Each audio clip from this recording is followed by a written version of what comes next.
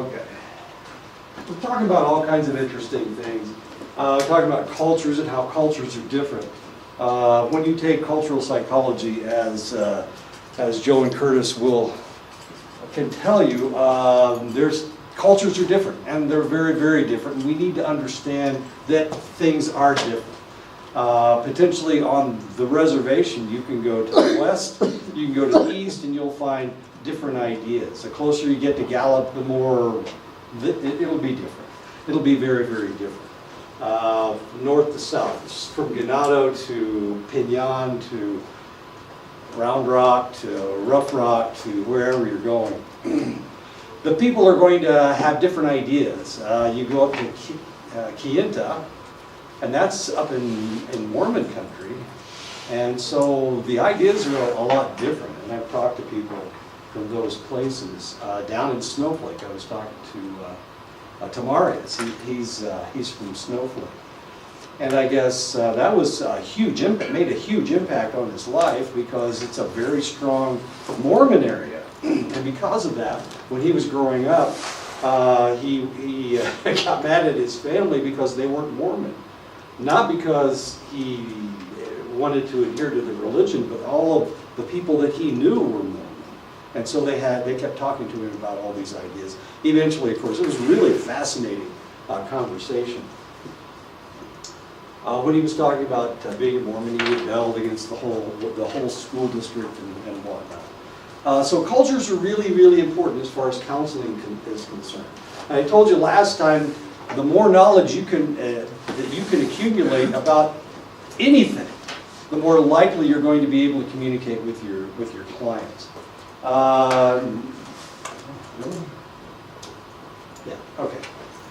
When dealing with newly arrived immigrants, language skills may be sparse and local dialects may not be understood. I had a friend that was where was he from? He was actually from the United States, but his family spoke Spanish, and they were Mexican.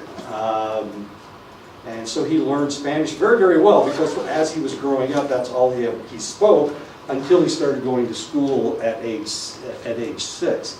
So he spoke Spanish extremely well. He even spoke it grammatically because his mother was a teacher. She was a Spanish teacher while she was. It would be English in the United States, but it's Spanish down in Mexico. So she was a Spanish teacher, so she taught him grammatical Spanish. It wasn't Castilian Spanish, it was South American Spanish, but it was still grammatical Spanish. So he spoke very, very well. So when he joined the Air Force, I can't remember what his job was. He was a mechanic, I think. Anyway, when they started doing drug interdiction down in South America, when the cartels started exploding, the United States military, this is under the Reagan administration, the United States military decided that they were going to intercede because they were killing people in the Caribbean area. They were stealing their yachts. They were killing rich people. Rich white people. They were killing rich white people. So Reagan decided that he didn't like that. He didn't want that to happen. So he decided that he would try to interdict in the drug trade. And he did. And of course, the United States military got involved. And he was in the Air Force. So one of his jobs was intercepting transmissions between the cartels and their people. And of course, some of it was in code, and some of it was in whatever the colloquial dialect was. But it turned out that he had married a lady from Ecuador. So he knew at least actually he knew lots and lots of different dialects of Spanish because his wife was from Ecuador. Anyway, he was very, very important in this, and he was a radio transmitter, and he flew in one of the AWACS planes to intercede, and he got in on drug raids where they actually went into the rainforest of South America and burned the cocaine manufacturing factories that they had. Anyway, he was an immigrant, and he didn't speak English until he started in grade school. And like he told me, you know, the different dialects of Spanish are just amazing. And he started explaining all this stuff to me. And of course, I didn't understand a word of what he was saying because I speak a little Spanish, but un poquito. The children of new immigrants may feel torn between their native culture and the new culture, and that's probably the way a lot of people feel on the reservation. They're torn between the Western culture and the Diné culture. And you can't blame people for that, because our educational system is primarily Western. So you feel torn between what your grandparents are telling you and what the educational system is telling you. So which is right? The people that are highly educated screaming at you that you need to figure out all these things and to talk about all these things, or your grandparents who aren't nearly as educated, of course, but at the same time they have the answers to your culture. So you're torn between the two. Anyway, okay. Often people of different races or cultures have different expectations for the practitioner of the counseling process. Most minority individuals do not like to go to counselors. In some cultures, they feel that marks you, that stigmatizes you for the rest of your life as somebody who's crazy, somebody who has the evil eye. In some cultures, the Greek culture and the Turkish culture, they believe in the evil eye. Eastern European people have these interesting ideas about that. Oh, so you never know what you're going to be running into. You may be running into somebody who's sneaking in so that nobody sees them, so that people don't think that there's something wrong with them. So you're going to be running into these types of individuals. If you run into somebody from the Western culture, you may find somebody who is proud of the fact that they are going to see a counselor. So you just never know. You just never know who you're going to be dealing with. Researchers have discovered that Asian clients value insight and personal growth, but they tend to prefer expert guidance. They want you to give them advice. Of course, as a counselor, you really want them to cure themselves. So, but these individuals, they'll just sit there quiet and wait for you to give them the answer. They want explicit instructions, do this, this, this, and this. Do 5 things, you have to do this first, and then this second, and then this third. Explicit instructions, structured problem-focused suggestions, and they want it done really fast. Okay, so they'll come in and they'll talk to you, and they'll let you talk to them for maybe 2 or 3 sessions, and then they want answers. And they want you to give them the answers, and they want you to tell them specifically what they need to do to fix themselves. Fascinating, because there are other individuals that every time you tell them what their problem is, they'll tell you that you're wrong. You become the dumbest person in the whole wide world, which is kind of sad, because you have no right answers.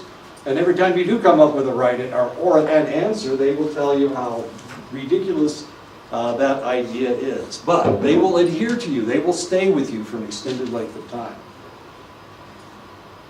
Because they can talk to you, okay, despite the fact that you have no answers for them, as confusing as all that is. When dealing with American Indians, so this is really kind of irritating. These are ladies from, remember, these are ladies from Indiana University. Indiana University is in Bloomington. How many American Indians do they have in Indiana? Hardly any. If 1%, then it's probably people who are really American Indians. But just claim the ancestry. Maybe they have black hair, who knows. Anyway, so when we talk about American Indians, we're pretending that all American Indians are the same. Well, you guys know that that's not true. You can go down to Gallup, and those guys are different than you guys are. You can go over to Flagstaff, and they don't act the same. If you go up north, my God, those people are so tall. They're buffalo hunters. So they can shoot down on the buffaloes. Tall people, really big people, happy, dancing all the time, really funny people. Different, very, very, very different. Anyway, one of the things that you have to do if you're dealing with American Indians is you have to determine how traditional they are. If I went around the room to determine your percentage of traditionalism, which I would never, ever do, that would, my goodness, that would be a horrible thing to do. But if we did that, one of the things we would discover is that everybody has their own degree of traditionalism. You may adhere to some aspects of your tradition, but not other aspects of your tradition. So all of this is one of the things, especially if you're going to be dealing with people here on this reservation or any other reservation. Then one of the things you have to do when you talk to people is figure out how traditional they are. And of course you can't ask them, well, how traditional are you? You know, that's not going to work. They're not going to answer you. You have to talk to them and figure out, well, do you do this? Do you do that? Do you wake up with the sun every morning and bless and have a blessing? You know, how do you do? What do you do? You know, you're going to have to figure all these things out. Do you powwow? You know, those kinds of things. And of course, some people don't powwow, and up north, it's just the most popular thing in the whole wide world. Crow Days and Milk River Powwow and Red Bottom. I mean, this is a powwow circuit that these people adhere to every summer. So, you know, this is the third Saturday in July, so we have to go down to Fort Belknap. It's the second weekend in August, so we have to go down to Red Bottom because that's where the powwow is. Okay, so you have to determine how traditional people are. How much eye contact can you have with this select individual? If they're very traditional, of course, they don't want to make eye contact at all. But hey, come on, we're dealing with individuals with problems. So one of the things you're going to discover is some people won't make eye contact with you no matter what their ethnic background, and other people will. Asians don't make eye contact very often. And if they do, that means they're angry. But if they make eye contact, doesn't mean that they're really angry. Well, maybe these are not traditional Asians, of course. How directly to come to a point in a conversation. One of the things I've noticed is that in Indian country, conversations are cyclical rather than linear. You know, Westerners, they go from one point to another. But sometimes I used to sweat with an individual, and he was a healer. And if you went to his house to talk, half the time he would tell you the same story over and over and over again, putting it in just a little bit different. It would take hours just to get to a point that, of course, as a Westerner and as a military person, I could have gotten to in 10 minutes, you know, telling the story. But this is taking hours, you know, because he's going around and around and around. The same story. It was interesting because I went over to talk to him one time with my wife, and my wife's Colonel Bradwood. Anyway, she went to sleep after he told the same story the second time. She just went to sleep, and he said, "That's okay. She already knows where I'm going with this," is what he said. Of course, she had no clue. But personal space, of course, it may be different. Facial expressions may be different depending on who you're dealing with. One of the things I discovered up north was that normally, if you knew somebody, their facial expressions are very similar to anybody else's. But if you're dealing with the Sioux, and I hate to pick on the Sioux, I'm not stepping on anybody's toes, the Sioux don't smile as much as everybody else does. They don't seem to focus.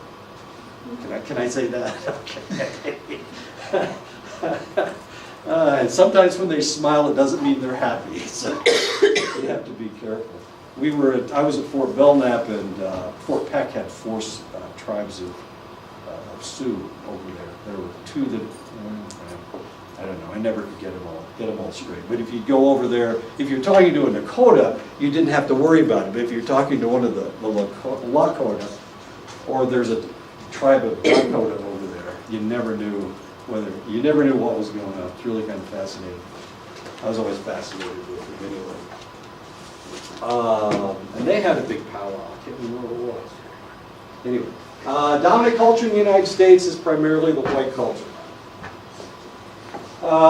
Because of the dominance of the culture, whites tend to be given institutional benefits referred to as white privilege. Sadly, most white people don't realize that they're getting their privilege. This is really kind of bizarre. Or not. If you have an attribute, if you have a positive attribute, and people recognize this attribute, but you pretend you're the same as everybody else, then you, eventually you get to the point where you don't realize that you've got something going for you. This is the same way it is with attractive people. Attractive people get things that they don't realize that they get. It's called the Miss America syndrome. These people treat them differently. They assume positive things about them. And because they've lived their life getting all of this attention and all of these privileges, they think everybody gets exactly the same thing. So when you see these people on television and they go, oh, life is wonderful, I don't understand why you're being treated that way. You know, well, you're a really attractive white person, so people give you stuff. I didn't say shit. I was thinking shit, but I didn't say that. So this is what happens with attractive people. It's not just attractive people. Tall people, especially tall males, are treated differently than short males.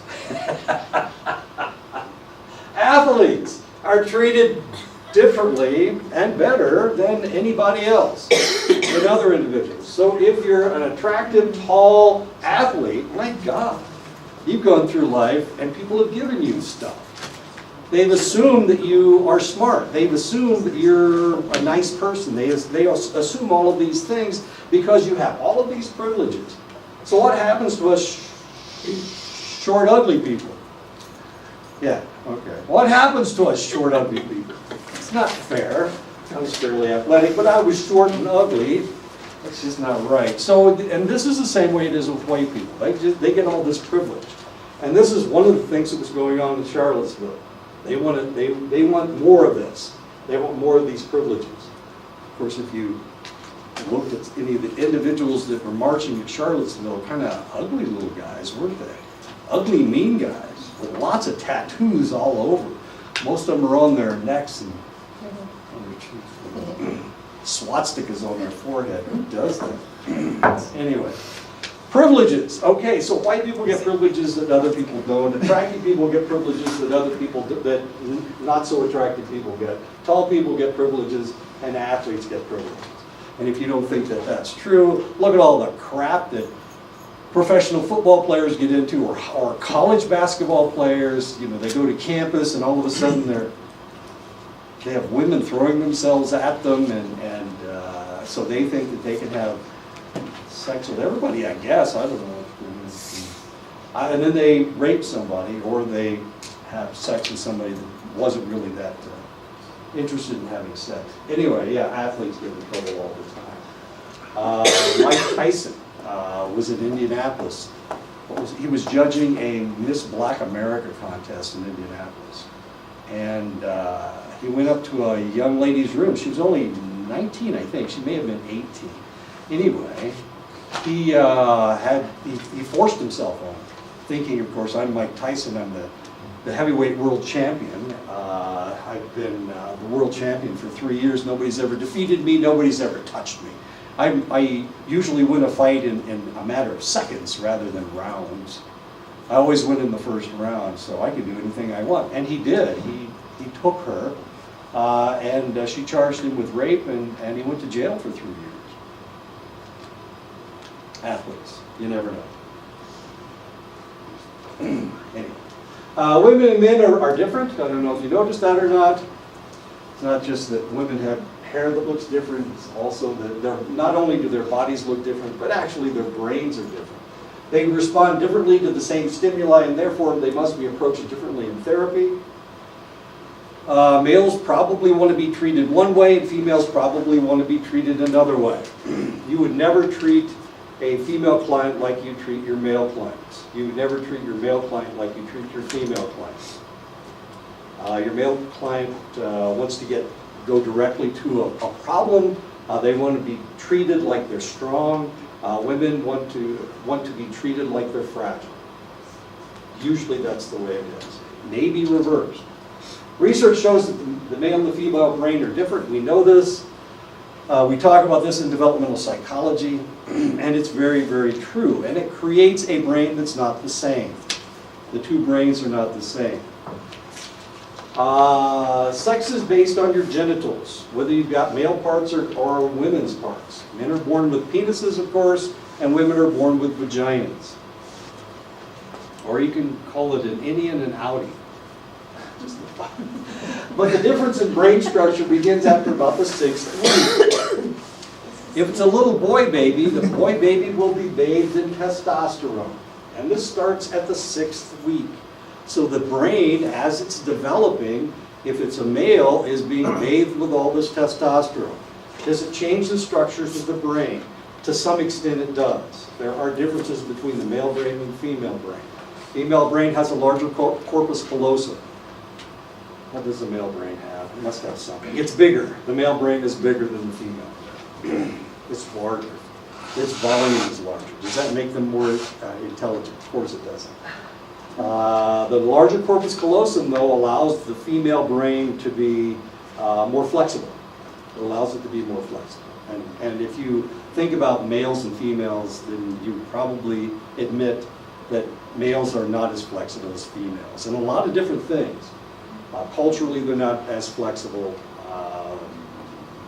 Emotionally, thank you. They don't have the same emotions.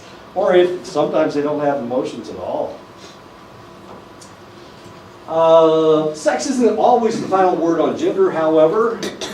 Gender is the social assignment of how males and females are supposed to act. Society tells you, and your culture tells you, how this is how boys are supposed to be, this is how girls are supposed to be. But so the reality is that it's society that tells us how we're supposed to act. Society tells us whether we can wear dresses or not. Literally. People make fun. As a matter of fact, I have a cartoon later. Maybe it's in this one. I don't know. I read it last night when I was going over my notes. Anyway, I've got one of a man in a kilt. And of course, the guy's, well, it's kind of, but anyway, the guy's wearing a kilt. Of course, that's in Scotland. If you know anything about the Scots, they're very, very, what's the word I'm looking for? Macho is, I guess, a word that comes from Spanish that fits the Scots males, despite the fact they're wearing a skirt, which is always attractive. Anyway, so males and females, all of this has to do with society telling people how they're supposed to act. Behavior is often based on gender stereotypes. Boys have short hair, girls have long hair, girls wear dresses, men wear pants, yada, yada, yada. This is the old days, of course. Men are policemen, and girls are nurses. Boys are doctors, and women are nurses. All of these different stereotypes. These are all gender stereotypes. Gender stereotypes prescribe how a person should respond to life. Unfortunately, social construction of gender continues throughout our lives. It tells you when you're a child how you're supposed to act. This is a problem that my grandson had, my baby. He's so cute. At one point, he told his mother that girls wear pink and boys wear blue. Everybody knows that. Boys wear blue and girls wear pink. And of course, at some point, he liked a pink shirt, and he had to decide whether he wanted that pink shirt or whether he had to have a blue shirt. And his mother at that point told him, girls don't have to wear pink and boys don't have to wear blue. Boys can wear pink and girls can wear blue if they want to. Who's half of her stuff? Oh, she went to Nebraska, so most of her stuff is she went to Nebraska and Nebraska Wesleyan, which is brown and yellow, but that's not important. Anyway, so society continues to tell us how we're supposed to act. We get into, in my day, if you're a male, you could participate in athletics, but in Indiana at that time, there were no girls athletics. So if you were an athletic female, you of course couldn't run track or do any of those other things, play basketball or volleyball. There was no volleyball. So if you're a female, the only athletic thing you could do would be to be a cheerleader. So all of the most athletic girls became cheerleaders, as confusing as all that is. So society continues to tell us what we can do. If you read my sister's yearbook, almost everybody, they asked everybody what they were going to do in the future. And almost all the females said, I want to get married and raise a family. And that's what all the girls said, and all the boys said, I want to be a farmer, I want to be an engineer, I want to be president of the United States, all kinds of interesting things. But none of the boys, none of the males said, I want to get married and raise a family. It was the girls that wanted to do that. And it was the boys who wanted to find a job. None of the girls except my sister wanted to do anything with their lives other than get married and raise a family. Way back in the 60s, not something that we do today. So now, of course, things have changed, but the reality is that society continues to give us all this information, and they dictate this to us. Gender bias comes through the use of unexamined stereotypes. At that stage, this is before feminism. My sister graduated in 1960, so it was before feminism. It was before we decided that we would become a more inclusive society. The good counselor will ignore stereotypes and allow their client to express feelings freely. You have no idea who this person is. You need to talk to them to find out who they think they are, who they want to tell you that they are. I guess we've got a full house. I tried to fill that out. If I didn't put your name on there, it's because I can't figure out who's here, and who's online. So if I may have included some people that aren't in the classroom, and I may have excluded some people that aren't in the classroom. So I apologize for excluding you. I can't tell. You know, I can't just read a name and figure out whether they're in Tuba City or Flagstaff. Or who's here, and that problem. Anyway, okay, so we need to find out who they are. The only way you can find that out is by talking to them and ask them who they are. It may be a female who's a welder. It may be a female who does not like males, and that's okay, because you have to fix people no matter what your feelings are. And if you have feelings that women should be with boys and boys should be with women, then you may be running into individuals that go against your own stereotype. That is a stereotype that you need to get rid of, because your job is to fix that person, or to help that person fix themselves, actually, is what you're trying to do. But if you reject them initially because of their ideas, then you're not going to be able to help them. So you've got to accept people the way they are, whatever that is. What was I watching this weekend? I was watching motorcycle races on the Isle of Man. It was on some sports show. Anyway, they were showing all these guys from the Isle of Man, and they showed this one couple, and they had mohawks, rainbow mohawks. It was really fascinating. You know, you don't see people with rainbow mohawks all not in the United States. Once upon a time, England, you see this stuff all the time. But if this person came into your office and you couldn't tell whether they were male or female, and here they have a rainbow mohawk, so the hair's not going to give you any hint whether they're male or female. You're going to have to talk to them and figure out who they are. They're going to have to tell you who they are so that you can figure out how to help them. If they have a rainbow mohawk and you can't tell if they're male or female. Anyway. Okay. Some people do not agree with the sex they were assigned by genetics. These individuals are referred to as transgender. If they have sex reassignment surgery, they become transsexual. So they're transgender until they have sexual reassignment surgery, and at that point they become transsexual. I have a brother-in-law. I think he's transgender. I haven't had any contact with him because he was my sister's husband, and she died, so I haven't had any contact with him since she died. But he was transgender when I knew him. He may be transsexual at this point. I have no idea. I don't know. If somebody feels like one thing on the, who cares what they do? Who cares? This isn't really important as far as you're concerned. You just need to help them. Whatever their problem is, you need to help them. So the first thing you need to do is not reject them. If there's something that you don't like, you need to throw all that out, because the only way you can help people is to accept them for who they are. And this isn't the easiest thing in the world, because society tells us who the good people are and who the bad people are. Now, unfortunately, religion tells us who are the good people and who are the bad people as well. Sometimes religion will say, only if you have to go to this church to be the good person, and if you don't go to this church, then you're the bad person. That's not good. Well, we have to accept everybody. For the longest time, throughout the Western world, they rejected people who were Jewish. They didn't just reject them, they killed them. Pogroms in Russia.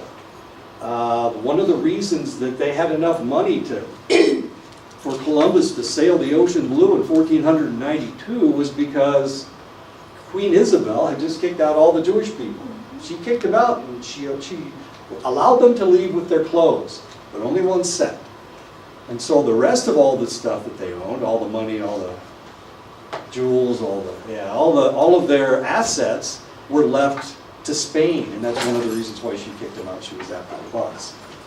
And she took some of that money and she gave it to Columbus, and that's why Columbus came over here. Okay, so it's Queen Isabel's fault, and she kicked out the Jewish people. So I don't know, do you want to hate Jewish people because they financed the... Anyway, you have to accept everybody for the way they are. And you have to accept everybody, their spirituality. I'm going to talk about their spirituality in just a second. I mean, if you're a Mormon, you can't reject everybody that's not Mormon. It's just the way it is. That's what this job is all about, is accepting everybody. And it's not the easiest thing in the world. It's easy for Aaron and I, because Aaron and I have both been in the military. And in the military, you have to accept everybody. Because you know that guy standing beside you is the one who's going to save your life. And you've got to save his life, no matter who he is. No matter what his complexion is, and no matter what kind of accent the guy has. He's the one that's going to save your life. So, when you're in that kind of a situation, you learn to love everybody. They're all my best friends.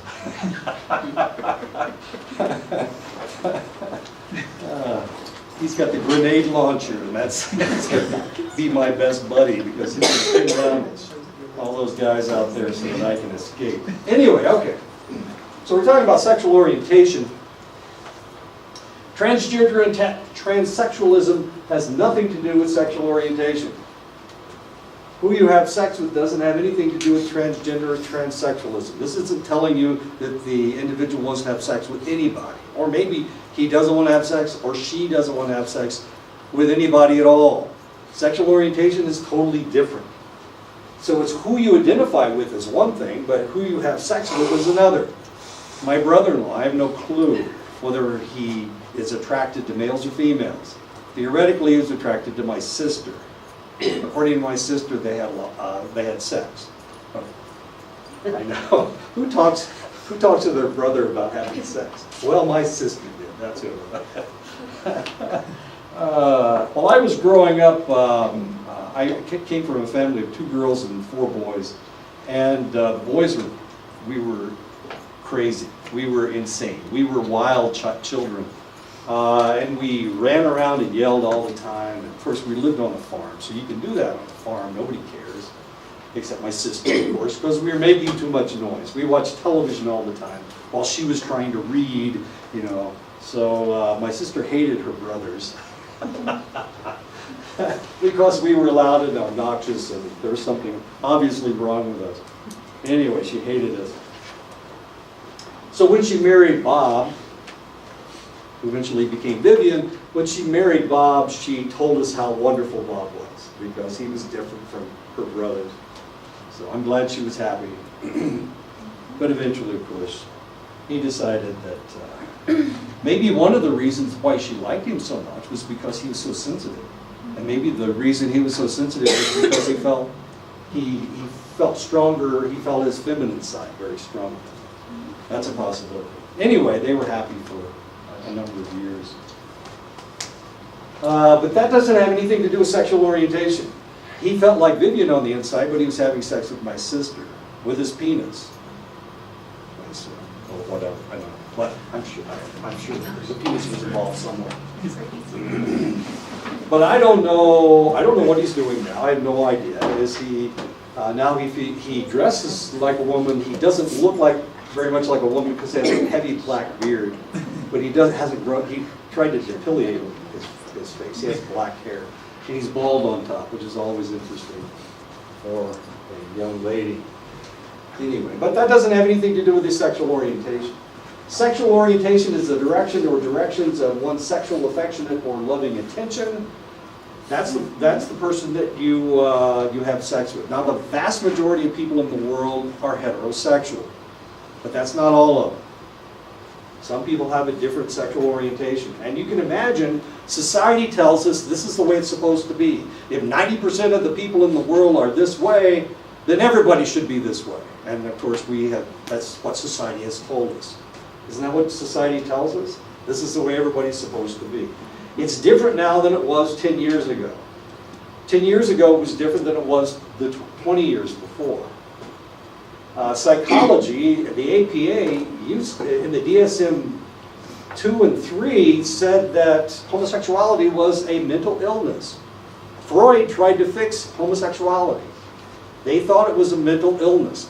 They arrested Oscar Wilde and threw him in jail for sodomy because he had sex with men, with other men. This is back at the turn of the 20th century. All of these crazy things were going on. One of the most storied playwrights of all time in England was arrested for being gay. So society tries to tell us what we're supposed to do.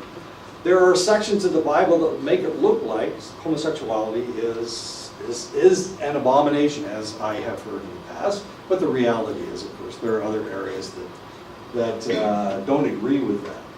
Anyway, so what are we talking about? So all of this has to do with what sexual orientation somebody is, and that has to do with who they want to have sex with.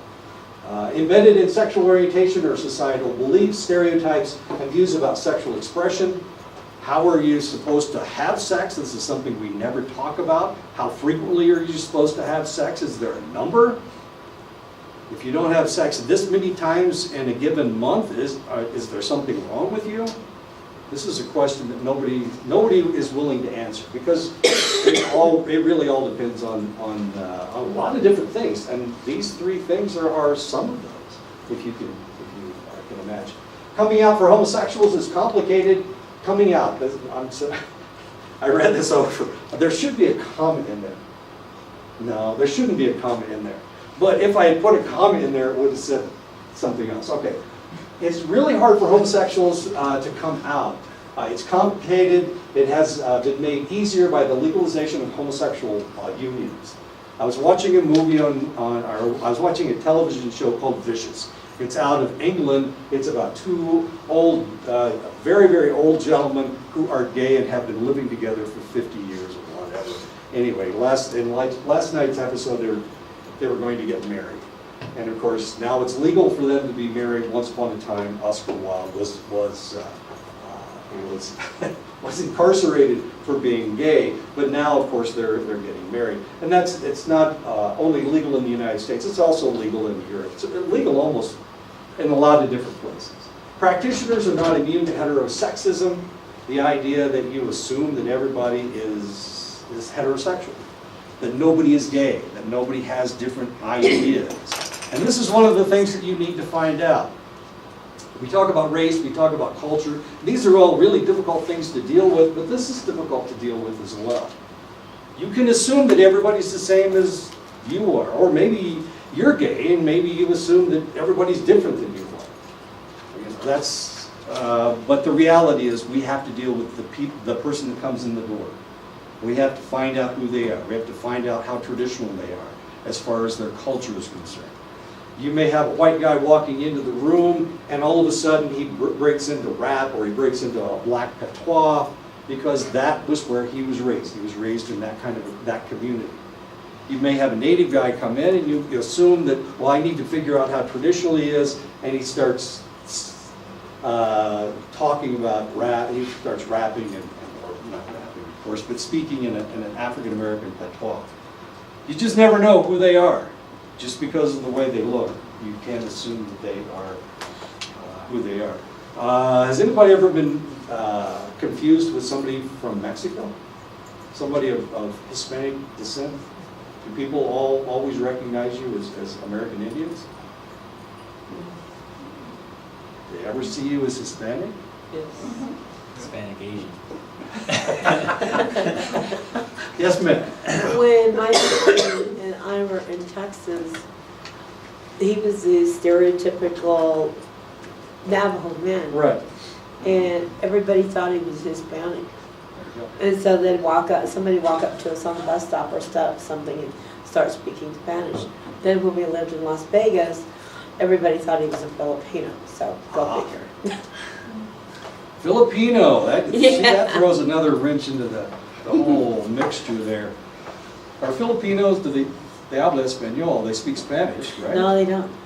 Sure they do, of course they do. Is it not a different dialect of? They speak Tagalog, which is their local dialect, but they also speak Spanish because, remember, the Spanish controlled the Philippines until 1900. Oh, yeah, okay. So Spanish and Tagalog and English, because we controlled them from 1900 until 1945. Of course, we didn't control them during that period of World War II when the Japanese had them. They don't speak Japanese. I know, so the Philippines are very interesting people. Let's put this picture in here. Socioeconomic status refers to standards and measurements of economic wealth and structures. So socioeconomic status is especially efficacious in capitalist economies where wealth dictates your position in society. If you've ever been around somebody that's wealthy, and I went to college with a bunch of really rich kids, they are different. They aren't the same. They assume they recognize their privilege and they assume their privilege. They assume that you're going to give them whatever they want. And of course, I'm fascinated by this administration because he's a man of privilege. This guy was raised with lots of money in a penthouse in New York City, and he's always lived that lifestyle. So does he understand poor people? That's the question asked. Obviously, he made contact with them because not all of them, a lot of people who don't have a lot of money voted for him, which is kind of interesting. Anyway, wealthy people. They live in gated communities. They live where other people can't get to them. I had wealthy friends when I was in college, and I couldn't go to their house. If we were going to interact, they had to come to my house. I couldn't go to their house because I couldn't get in. They wouldn't let me in. They have butlers, they have guards, they have bodyguards, you can't even get in. If you try to drive up the driveway, you get stopped before you make it to the house. And somebody asks you who you are. Of course, you look like me. They assume that I'm a thug of some ilk or another, that I'm there to rob them or murder them or something. Anyway, and you could never get up to the house. Socioeconomic status is based on several measurements: your income, your occupation, and your amount of education. When we talk about the Harvard culture, the Harvard culture is very different. If you're wealthy, you go to one of the Ivy League schools. You go to Yale, Princeton, Cornell, Columbia, Harvard, of course. There are a number of these. Each area of the country has their own schools for their own rich people. Here it's probably Stanford in California. If somebody had lots and lots of money and they didn't want to go back east because it's cold back there, they might go to Stanford. They probably go to Stanford. If you're in the Midwest, it's Chicago, University of Chicago. You can go to Northwestern as an elite school. I'm trying to think. Most of the Big Ten schools are relatively elite for a select group of individuals.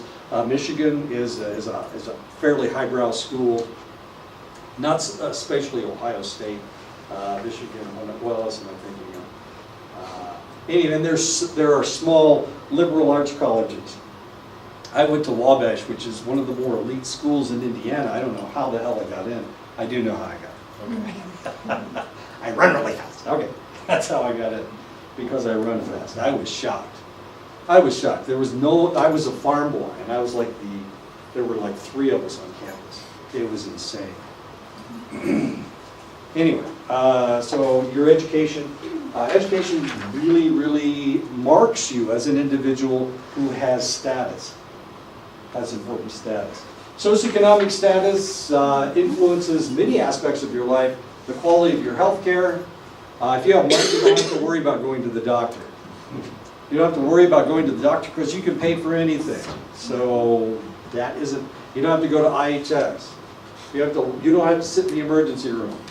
You make an appointment and you go there and you spend 15 or 20 or 30 minutes and he apologizes for taking so much of your time. That's the way it works when you're wealthy.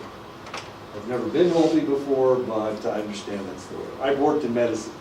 I used to work at a rural health clinic in Oklahoma. And some of the people in Oklahoma have oil money. They're rich. And the rest of everybody else that we were dealing with they were farmers, and we were right next to the Sac and Fox tribal lands. So we used to get guys, people coming off of the tribal lands coming in. So it was a fairly diverse group. Of course, it's Oklahoma, so we had no African Americans, but it was a large mixture of everybody else. But we had some extremely wealthy people living in the area who owned oil wells, they owned land, they owned these vast ranches and whatnot. And if they got sick, they would call up and say, I'm going to be there. They wouldn't ask you for an appointment. They'd say, I'm going to be there at, I can get there at 12:30. You know, that's when the doctor's at lunch. And so what would the doctor do? He would bitch and moan and complain about the fact that he's going to have to miss lunch so he could see this person. And guess what happened at 12:30? He was right there at the door. He checked the patient in. You know, he checked all these wealthy people. So you get the best health care you can possibly imagine. Obesity is tied to socioeconomic status. Who are the fat people? It's not the rich people. They're not the fat people. In the old days, it used to be the rich people because they could afford food. They could afford rich food. Of course, they developed out and whatnot. But now it's the poor people that are obese. Why are they so obese? It's because the food isn't any good. There's a lot of sugar. There's a lot of fat in their foods. There's a lot of salt. In the old days, we don't do this as much now, but 15, 20 years ago, if you opened a can of beans, there was sugar in those beans, those green beans or those pinto beans, whatever it was, they put sugar in it. And because it gave it a better taste, it brought the flavor of the fat out. They used to put lard in this stuff as well, just to give it depth and flavor. But we don't do that anymore, of course. We are more health conscious. So obesity has a lot to do with socioeconomic status. Educational possibilities. If you're wealthy, you can afford to go to law school. You can go any place that you want. My sister was a lawyer. And she went to law school in Indianapolis at Indiana University, which is in Bloomington, but the law school is in Indianapolis. They had only a select number of slots. And one of her classmates was a guy by the name of Dan Quayle. You may remember Dan Quayle, or you probably don't. He was George H.W. Bush's vice president, Dan Quayle. But Dan Quayle had a C average, and he should never have qualified to go to law school. He should never have been able to get a slot to go to law schools because he was way down the list. So how in the world did Dan Quayle ever get in? Well, the answer is that Dan Quayle was wealthy. His family was the richest family in Indiana. They owned newspapers, and they had buckets and buckets of cash. But that's not how he got in. Well, it is kind of the way he got in. He still should never have been able to get a slot, because the slots were for the best and the brightest, and they also had a minority qualification for slots to get into law school. They had slots for American Indians. They had lots of slots for African Americans. They had slots for Hispanics. So how did Dan Quayle get in? Well, he's not Hispanic. He's not American Indian. So how in the world did he get in? The answer was, he's a minority.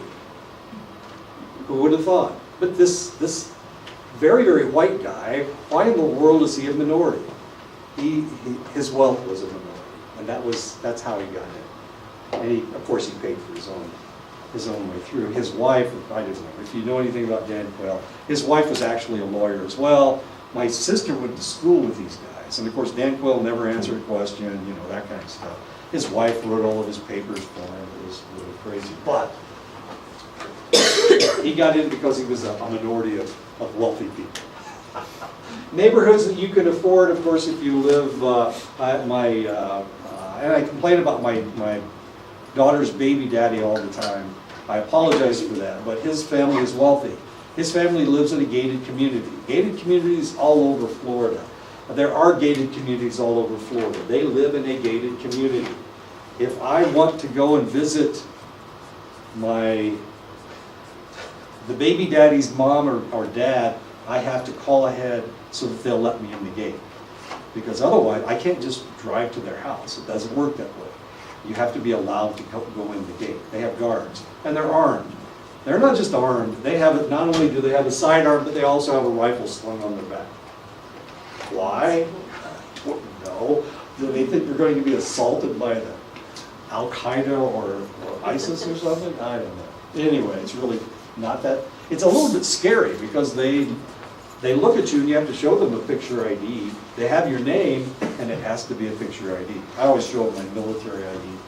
That scares everybody. And of course, if you're wealthy, childcare is very important. This was a very important aspect of the last election, whether they would pay for childcare or not, whether they would start financing childcare around the United States so more mothers could work. If you're wealthy, of course, you don't have to worry about this because you hire a nanny or an au pair or somebody who takes care of your children for you. As confusing as all that is. This is Bill Gates and the guy from Omaha. What's his name? The second richest. He was the second richest guy in the United States. He's given a lot of his money away. Can't think of his name. He's really Berkshire. He owns the Berkshire Group. I can't think of his name. It's going to come to me later. Anyways, from Omaha. I know this guy. Well, not no. Yeah, he calls me on the phone all the time. No, when I was living in Omaha, he came to our hospital. I worked in the hospital, and I took care of him and his family from time to time. It is important, of course, if he came to the hospital, he didn't make an appointment. He told them when he could come in. And if I were doing something with somebody else, I had to drop everything. Drop my needle on the floor. Oh, drop my tube of blood on it. It is important for practitioners to understand the invisible but powerful impact of socioeconomic status. This is one of the things that you read as soon as the person walks in the door, by the way that they dress. If you fly on airplanes, you can look around the cabin and see, and in your brain you're telling yourself, well, this person's got money, this person doesn't have money. It's usually the people in first class that have money. I never fly first class. And I always dress down. I don't know, I'd rather be comfortable than impress people, I guess. I'm not into impressing people anymore. I don't know what that's all about. I've never actually been into it since I got out of the military. You realize that people will read you. When I was working in the hospital, I was a laboratory technician, I was a phlebotomist, so I go to people's rooms and draw their blood. Well, a lot of the people that were phlebotomists wore scrubs. I always wore a shirt and tie and a lab coat, and people thought I was a doctor just by the way I was dressed. Yeah, I wasn't, of course. I was just a phlebotomist, but I fooled people. Not that I was trying to fool people, but this is... Sure. Yeah. When I first started teaching, I had to wear a shirt and tie. So I've always worn a shirt and tie because that's how, I feel like I'm a teacher now because I got on teacher clothes. But when I came here, I realized, well, the tie's not right. That doesn't fit. So I started wearing my bolo ties. But I can teach with my teacher's clothes on. If I don't have my teacher's clothes on, I can't teach. If I wear shorts, I can't talk very well. The higher the socioeconomic status, the more likely a practitioner will assume success for their client. Always wear a coat. There's a reason why I wear a coat. It's because I need someplace to put my stuff. I have lots of stuff, and if I don't have a coat on, where am I going to put that stuff? That's why I wear a coat. And it makes me look professorial, doesn't it? Poor Marius, I've convinced him that he needs to start wearing a sport coat. So we bought one over the summer. We'll see if he ever wears it. Putting on air. He's trying to look like me. Okay. The higher the socioeconomic status, the more likely a practitioner will assume success for their client. And of course, the better they dress, the more likely that is. I have a problem. I have a really acute sense of smell. So if somebody wears a lot of perfume, it's shocking to me. But actually, I don't know. I smell people. That's not the sniffing around kind of people are. But it's just, I have this, and some people are able to block it. Turns out that like a third of the population don't smell body sweat. They don't smell body odors. A third of the population doesn't have that capability. So, they're wandering through life without ever smelling things, and here I am. I was in the jungle one time, and I got a whiff of body odor, feces. I'm not exactly sure what it was, but I knew, this is a rainforest, so something has to be right there for you to be able to smell it. I smelled this, and I said, I smell something. And of course everybody else is going, oh, you're crazy. You're wearing military garb. They soak it in creosote. It stinks. Military stuff stinks because it's got oil on it, and it's got all these odors about it. But all of a sudden I'm smelling this odor. And it turned out that, yeah, the enemy was out there and they were ready to ambush us, but I had smelled them. I could smell them. That's pretty damn sick. Everybody got really close to me after that. Followed me because I have the ability to smell people.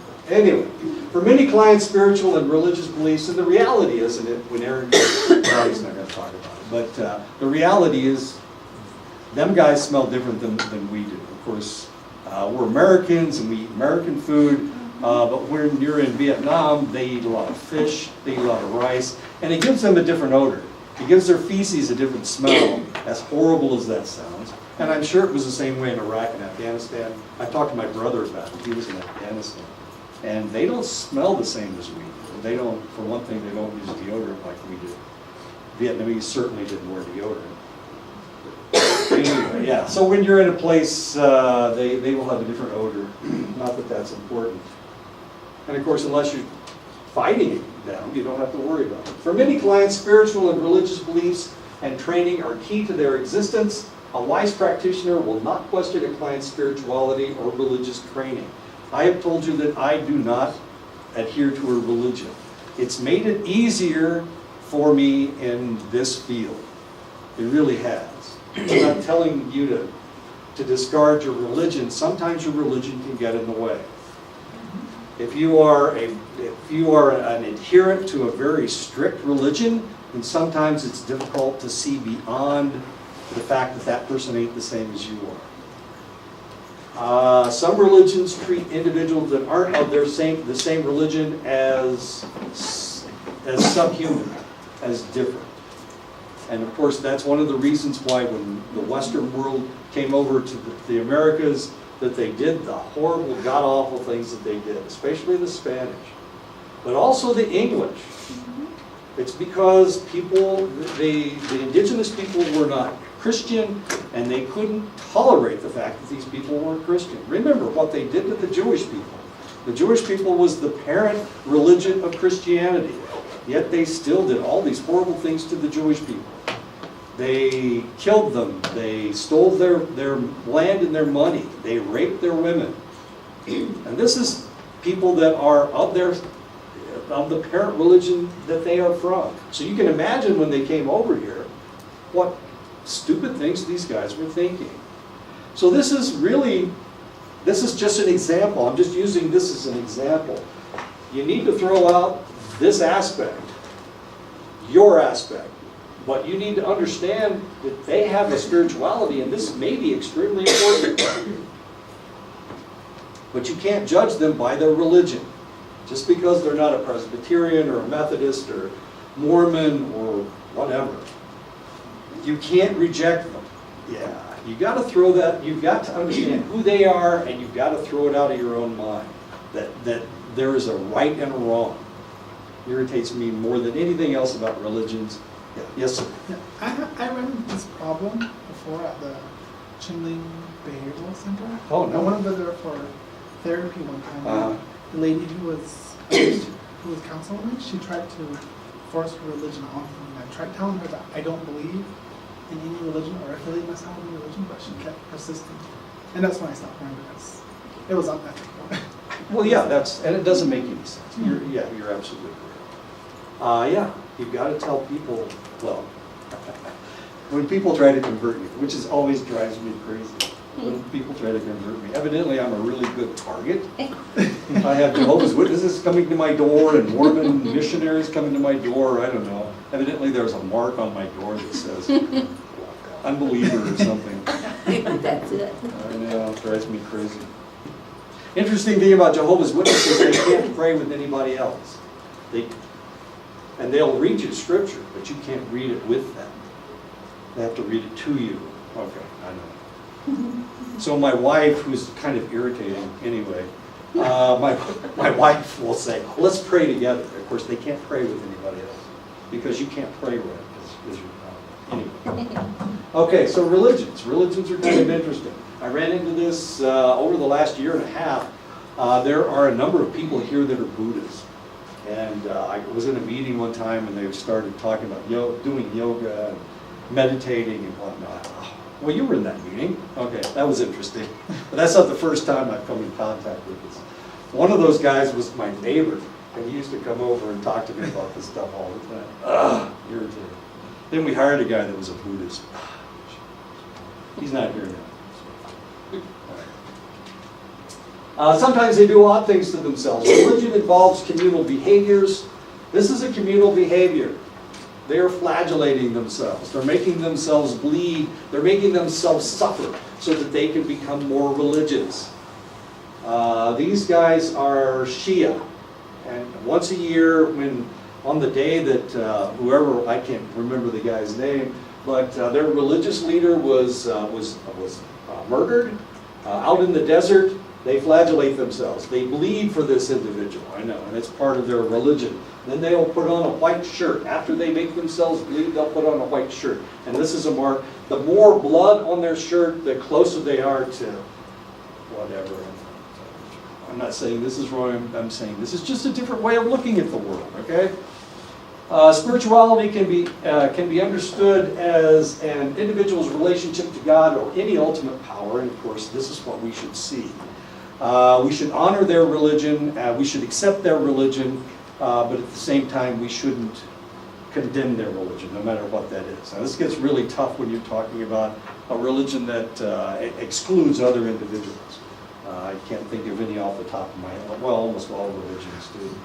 A church would not be there unless it was the right answer to a question, whatever that question happens to be. So no matter what church you're dealing with, that church is the answer, is the right answer, is always the right answer. And unfortunately, that means that all other answers are incorrect. So you have to go to this church. I know. There's a church out there called the Church of the Nazarene. Has anybody ever heard of the Church of the Nazarene? Have you ever run into these guys? Yeah, that's the answer. According to them. And if you don't have that answer, they don't want to talk to you. Scientology is kind of the same way.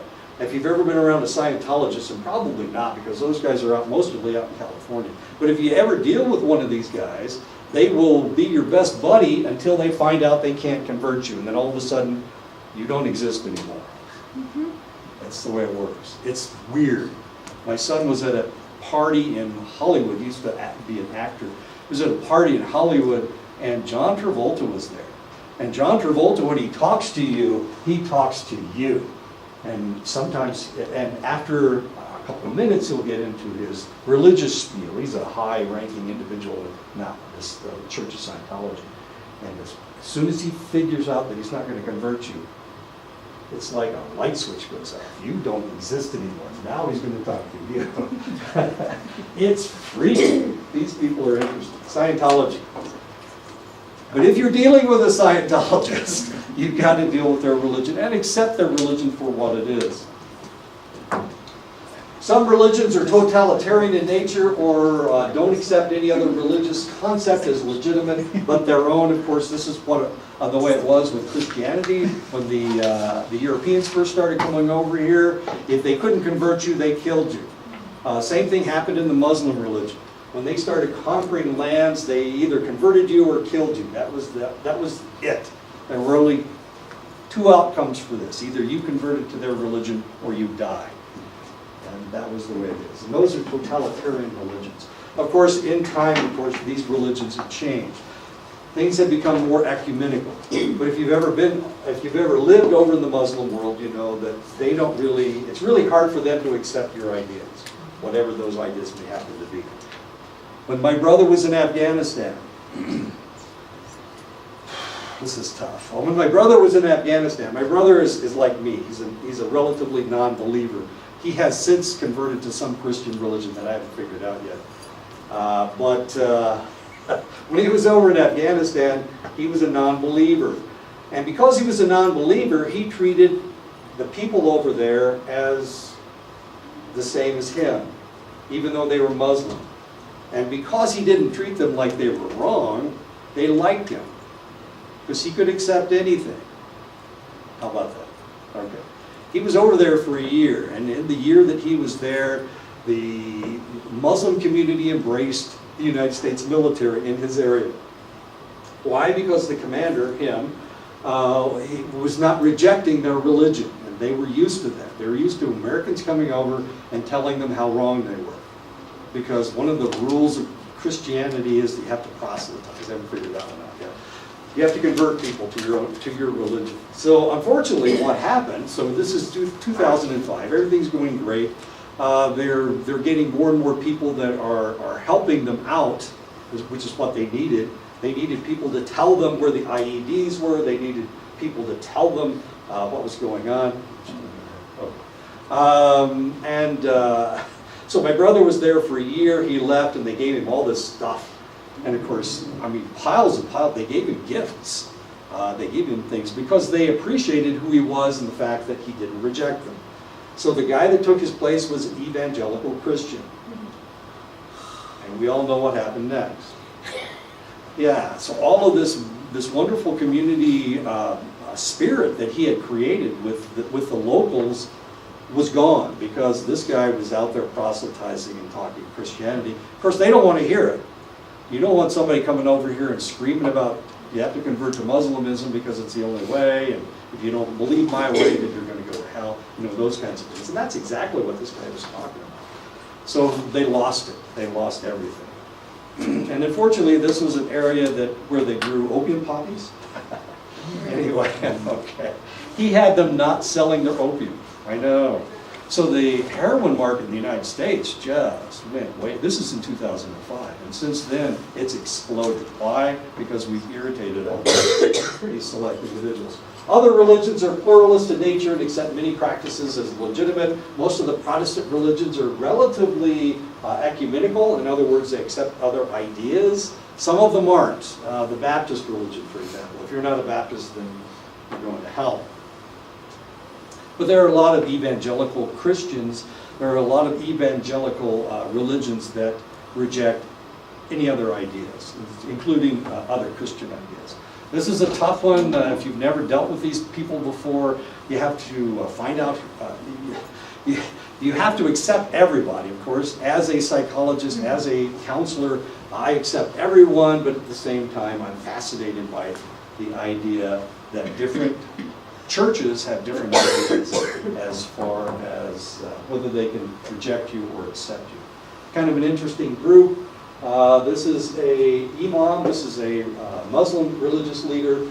This is the archbishop, not archduke, arch something, of the Orthodox Church. And this is a rabbi.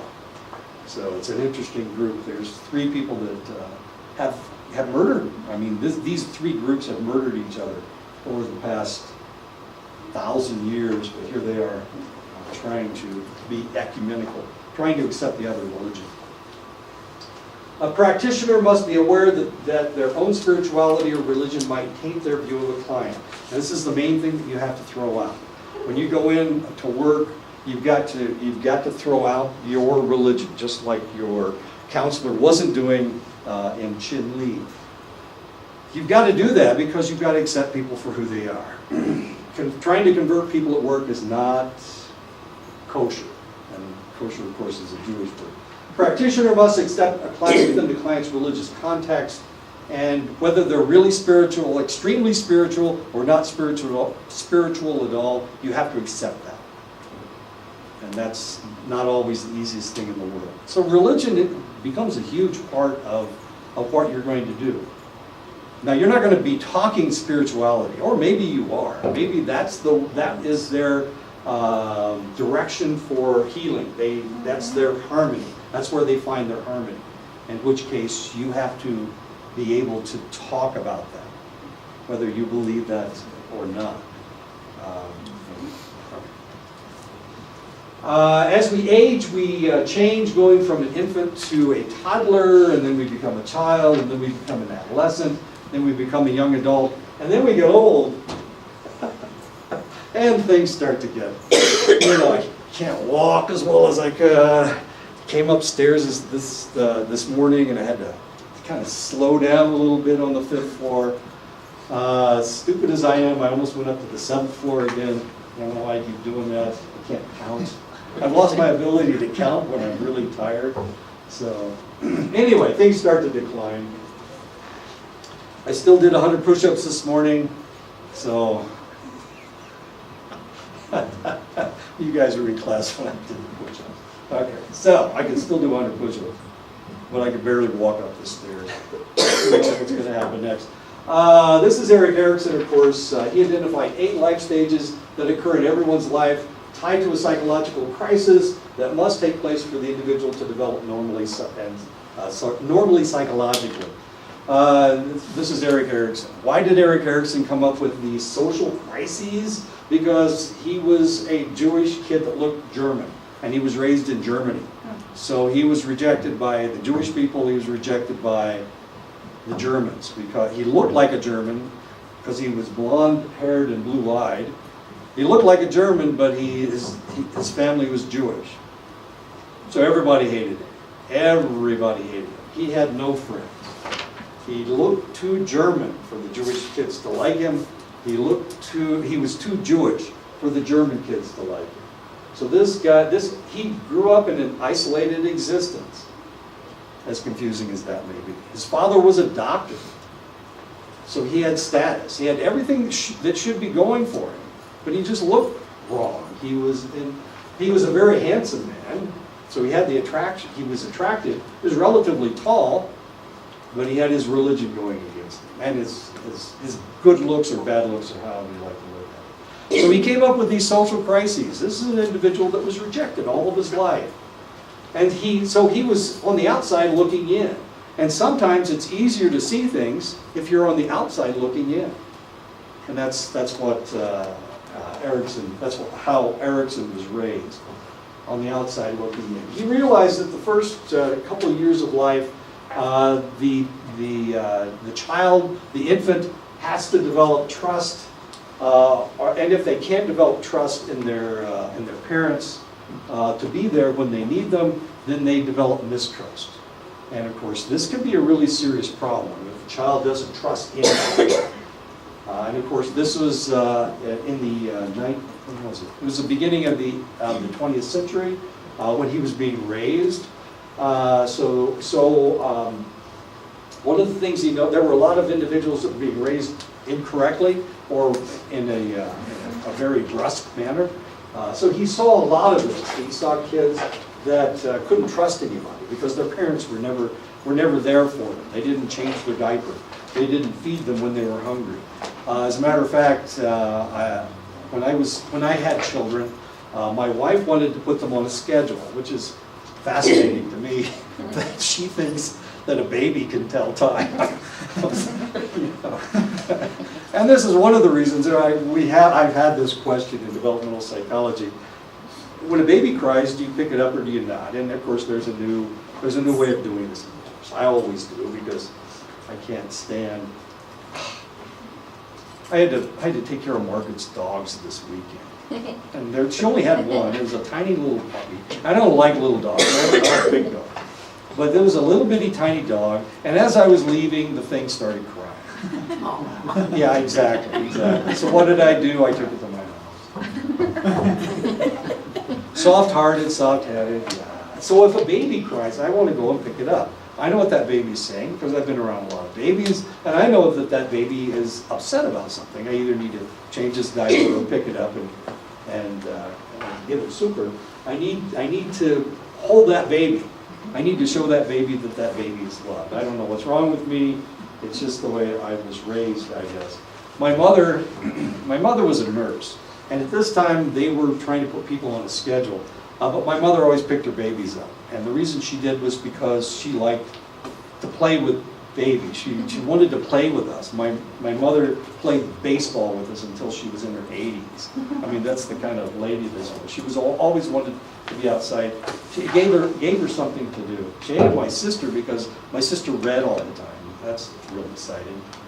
But she loved her boys because her boys did stuff. We did stuff. And we got into trouble, and she would get into trouble with us. The second life stage begins with potty training somewhere in the second year and runs until the child is completely potty trained. The crisis involved in the second stage is autonomy versus shame and doubt. So if you keep pooping in your pants, keep wetting your britches, you wet the bed at night, you develop shame and doubt, because now you're not going to be acceptable in society. Yes? I got a question. Up to what age I know the potty training comes and it works just great during the daytime. But at nighttime, when does a child stop or expected to stop wetting? Well, that's kind of interesting, because it all depends on whether it's a male or female. Males Female. will sometimes wet the bed into their teens. What about Literally. females? Females, usually, sometimes you will have a select percentage of females who will wet the bed into their teens as well. It's a much lower percentage. But see, a lot of this is genetic. A lot of it's genetic. They just don't wake up at night. So usually they'll grow out of it. They'll probably grow out of it before they get into college. God, you're so encouraging. It really all depends, but a lot of it is genetic. Okay, so potty training is kind of interesting. So either they develop autonomy. My daughter, she wet her panties. We put panties on her one time, and then she was potty trained. My son, oh my God, by that time my wife was gone, and so I was in the military. I was working 12, 14-hour shifts and whatnot. So he was at daycare, and there was a German lady at daycare, and the Nazis, the one that taught him how to potty train my son. Not exactly sure. She would have him, if he wet his pants, she would have him sit on the potty and wouldn't let him up. And that's the way we potty trained my son. He's still pissed off about it, like I had to. The third life stage, how many doing? Oh, it's time to stop. Why don't we stop right here at the third life stage, and we'll pick this up. So as you can see, we have these social crises that Erickson's talking about. Fascinating guy, has a long